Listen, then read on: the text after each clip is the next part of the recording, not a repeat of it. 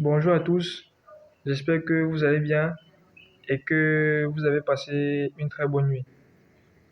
Moi, depuis un bon moment, j'ai remarqué que nous les jeunes, nous sommes exposés à longueur de journée à une nouvelle catégorie de personnes appelées les influenceurs. C'est soit des hommes ou des femmes, c'est-à-dire on dit que ce sont des influenceurs. Et à longueur de journée, on ne les voit jamais travailler.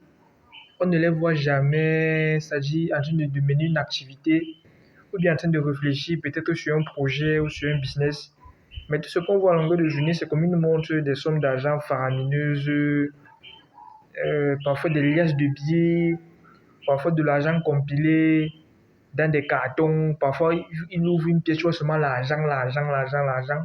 Parfois, c'est des filles qui passent le temps à s'habiller de façon... Parfois, c'est des grandes sœurs, pardon, des dames qui s'habillent parfois de façon très légère et pratiquement avec des habillements qui ne sont pas... C'est-à-dire qu'ils ne sont pas catholiques, quoi. Et qui passent le temps à montrer aux filles qu'en réalité, ce sont des influenceuses et que lorsqu'on est influenceuse, bien qu'on est influenceur, ça donne de l'argent. Déjà, ce que tu as dit, c'est que influenceur, c'est pas un métier. Influenceur, c'est pas un métier. Sinon, dis-moi, on fait quelle formation pour être influenceur?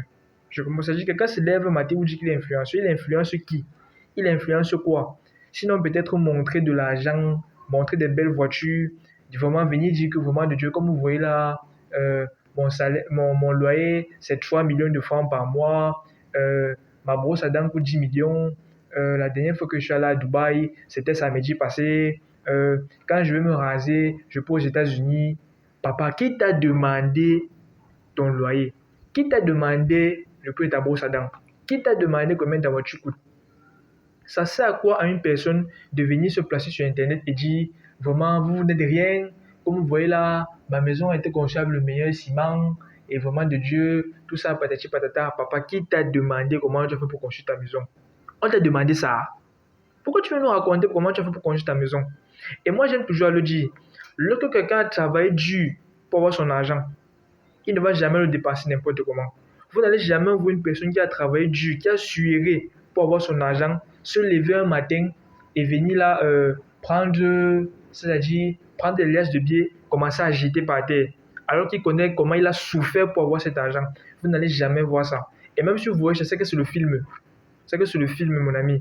Vous n'allez jamais voir une personne qui a travaillé dur pour obtenir son argent se lever le matin, commencer à jeter cet argent n'importe comment, ou bien le dépenser n'importe comment, ou bien le gaspiller n'importe comment.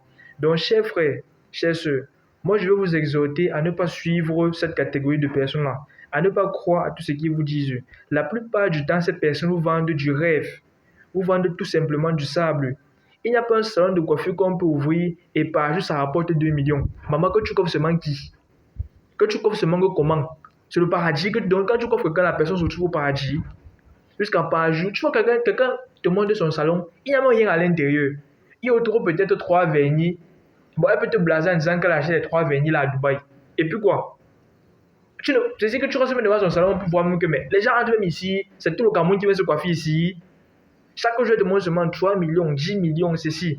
Au moment de Dieu, chers frères, nous sommes dans une génération où nous sommes exposés à beaucoup de pièges, beaucoup de dangers. Moi, je viens attirer votre attention. Faites attention. Excusez-moi pour la redondance. Faites attention. Sinon, plus tard, il sera trop tard. Donc, vraiment de Dieu, moi, je tiens à vous dire de faire attention, de rester dans vos bottes, de rester bien droit dans vos bottes parce que la plupart de ces gens que vous voyez sur les réseaux sociaux, ce sont des prédateurs. Une fois que vous tombez dans leur piège, ils vont vous manger tout simplement. Ils vont vous manger. Et moi, je vais terminer mon propos avec une citation.